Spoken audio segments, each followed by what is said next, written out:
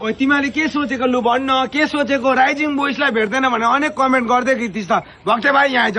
ए आएछ नमस्ते अब रिग्रेट हुँदै होला होइन रिग्रेट हुँदै होला रिग्रेट भए पनि बालो हामीले त राइजिङ बोइसमा के हालिसक्यो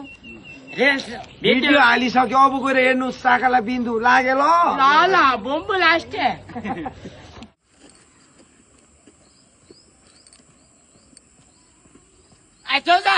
जम भाइ अब कहाँ जाने स्वर्ग नजाने स्वर्ग जाने यति बेला बस्नु पैसा बोकिस ए पैसा बोके कति बोकिस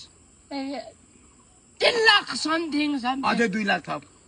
बाटोमा कति खेप त गाडी ठोकाउँछ तेरो जोजोले थाहा छैन ए अस्ति 6 लाख सकेको है लु गाडीमा पोस् त छिटो पोस् त किन भो अब कहाँ जाने त गाडीमा पोस्नु पर्यो नि त कि हिँडेर आउँछस् सुन्नु न जोजो यो